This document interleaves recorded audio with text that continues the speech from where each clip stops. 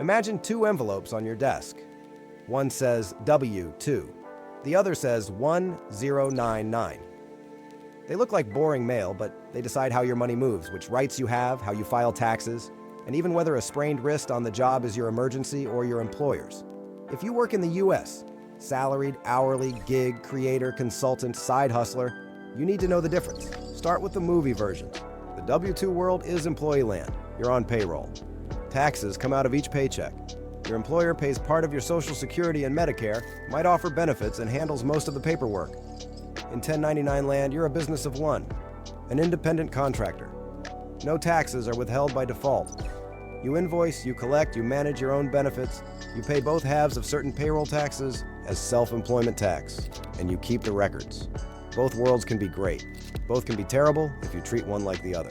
Let's open the W-2 envelope first. This is the form your employer sends you in January, summarizing last year's wages and the taxes already withheld.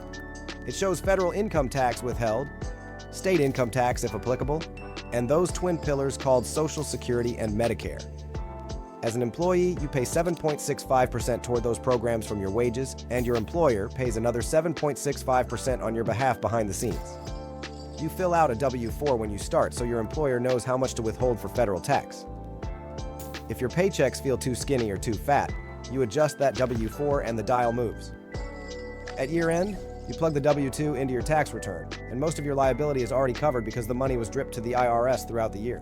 Employee land often comes with benefits and guardrails, health insurance or a stipend, a 401k with a match, workers' compensation if you get hurt on the job, unemployment insurance if you're laid off, overtime rules if you're non-exempt, anti-discrimination protections, paid family leave or sick time depending on your state, and payroll records kept by someone who goes to HR conferences. You trade some independence for stability and a lighter admin load. Your job is to do the work and keep your eye on your pay stub. The system handles the rest. Now the 1099 envelope. If a client pays you as an independent contractor and you make at least the reporting threshold, you'll get a 1099. Usually a 1099 NEC for services, or sometimes a 1099K from a platform or payment processor. This form lists what they paid you. It does not withhold taxes. That money hits your account raw, unfiltered, glorious, and dangerous if you forget it's not all yours. As a contractor, you owe income tax and something called self-employment tax, which covers both the employee and employer halves of Social Security and Medicare. Together, that self-employment tax is 15.3% on your net business profit, up to a wage-based cap for the Social Security portion, with Medicare continuing above that and an extra Medicare surtax for high earners. You also make quarterly estimated payments, so you're paying as you go, just like a W-2 paycheck would have done automatically. Contractor Land swaps benefits for deductions and control. You can deduct ordinary and necessary business expenses, software, equipment, professional fees, advertising, a slice of your phone and internet, mileage or actual vehicle costs, and if you qualify, a home office used regularly and exclusively for work. You can set up retirement accounts designed for self-employed humans, a SEP IRA or a solo 401k, and shelter real money for tomorrow. You set your rates and your schedule. You are your own HR, payroll, legal, and IT departments. The flip side, no built-in workers' comp, no unemployment insurance if the client ghosts you, and you must keep receipts like a grown-up.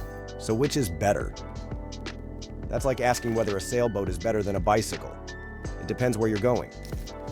If you crave predictability, benefits, and less paperwork, the W-2 path feels like a well-lit sidewalk. If you want flexibility, control, and a toolkit of deductions, and you're willing to run a tiny business, the 1099 path is a good road. Many people live in both worlds in the same year, with a W-2 day job and a 1099 side hustle. That's normal. You'll report wages on one part of your return and business income and expenses on another. Misclassification. Sometimes a company calls you a contractor when by law, you look like an employee. Maybe the company sets your hours, trains you like staff, controls your methods, forbids other clients, and gives you their equipment. If you're functionally on a leash, the government may say you're an employee no matter what the contract says. Why does this matter? Because misclassification can cost you. You might be missing overtime, workers' comp, unemployment coverage, or the employer paying its half of payroll tax. If you suspect this, there are official ways to challenge it, including asking the IRS to determine your status, or in some states, applying strict tests that default workers to employee status unless the company can prove independence. It's sensitive, but knowing the rules protects both your wallet and your Social Security record. Let's make the money real with 2 paychecks. In employee land, you work 40 hours at $30 per hour. Your gross is $1,200. Federal and state tax withholdings come out based on your W-4 plus 7.65% for Social Security and Medicare. Your net might land around $900 to $950 depending on your situation. In Contractor Land, you invoice $1,200 and the client pays you $1,200. No withholdings. You set aside a chunk for income tax and 15.3% self-employment tax, but on your net profit after expenses. If you had $120 of true business costs that week, you're taxed on $1,080, not $1,200. The smart move is to sweep a fixed percentage of every payment into a separate tax bucket right away. Many use 25 to 35%, depending on their bracket, and then true up each quarter and at year end. The money looks bigger in Contractor Land because it arrives unshaved. Your job is to be the barber. Now zoom in on the forms you'll actually touch. Employees fill a W-4 for withholding and get a W-2 in January. Contractors fill a W-9 for the client so the client can issue the 1099 later. In April, employees report W-2 wages on the main tax form. Contractors report business income and expenses on Schedule C and compute self-employment tax on Schedule SE. If you're both, you do both. If a platform sends you a 1099-K, you still reconcile it to your books. A 1099-K reports gross payments processed, which may not match your income after platform fees or refunds. Keep your own ledger so you can explain the difference calmly. What about deductions? Employees used to itemize unreimbursed job expenses. That's largely gone for most people in recent years. If you're W-2 and need gear or travel for work, the elegant solution is an accountable plan or reimbursement policy from your employer so they repay you tax-free. If you're $1,099, deductions are your toolbox, but only for expenses that are ordinary for your trade and necessary for your business. Track them while they're fresh. Email receipts to a 2025 expenses folder, snap photos of paper receipts with a Notes app, download monthly invoices from ad platforms and software, and keep mileage logs if you drive for work. The best system is the one you'll actually use. Benefits and retirement deserve their own minute. Employees might get a 401k with a match, health insurance, FSA/HSA access, and paid time off. Those are real dollars. Contractors don't get those by default, but you can build a DIY version, a marketplace health plan, sometimes with subsidies depending on your income, an HSA if you choose a qualifying health plan, and a SEP IRA or solo 401k that can let you save aggressively. When you compare a W-2 offer to a 1099 rate, always gross up the employee offer to reflect the employer's hidden tax payments and benefits. A rough and ready translation is to ask at least 25 to 35% more as a contractor to stand still, and more if benefits in the W-2 role were rich. A great line for rate negotiations is, because I cover both sides of payroll taxes, my own health plan and retirement, my contractor rate is X dollars.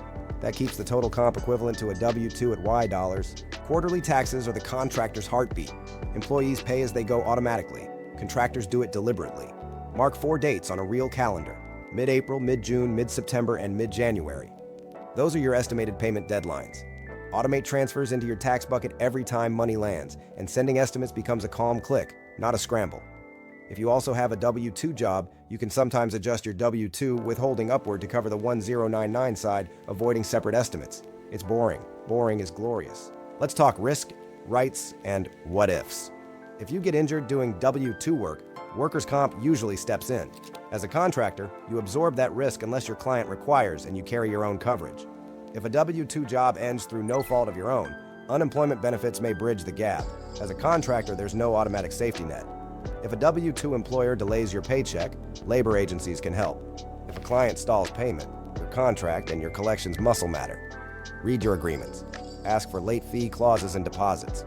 Treat your tiny business like it deserves respect, because it does. The internet era adds a reporting wrinkle. Platforms and processors, marketplaces and gig apps often issue 1099-KS that report total gross payments processed in your name, sometimes including sales tax or fees they later withhold. That number can look scary if you don't track the offsets. Keep the monthly settlement statements. Gross, less platform fees, less refunds, equals net paid. On your tax return, you report your true business income and deduct fees and refunds as expenses. If forms don't match your books, your tidy backup turns a red flag into a green check. Misclassification gets a final practical word because it's expensive in silence. If you believe you're being treated as a 1099 but managed like a W-2, document the facts. Who sets your schedule? Who supplies tools? Whether you can work for others? Who bears risk of loss? Whether your services are core to the business? If it matters for benefits, protections, or taxes, there are ways to address it without burning bridges. Ask for reimbursement policies, a rate that reflects the true contractor cost, or a change in status going forward. If the stakes are high, get advice. The rules are nuanced, and the right path depends on your state and facts on the ground. Now let's land this with a quick self-check you can run anytime. If someone tells you how to do the work, when to do it, and with what tools, if you can't send a substitute, if you can be disciplined like staff, if you're embedded in their teams and they're your only client, you smell like W-2. If you control method and timing, bring your own tools, take on multiple clients, can profit or lose, and invoice for outcomes, you smell like 1099. If it's mixed, it might be time to tidy the relationship or split it. A W-2 role for core duties and a separate contract for clearly independent projects. The next time those envelopes arrive, you won't flinch. The W-2 will read like a progress report on a job that paid you steadily and withheld on time. The 1099 will read like a scoreboard for a business you built and ran. That's not just good paperwork. That's professional peace of mind. The kind that lets you get back to the work that actually matters.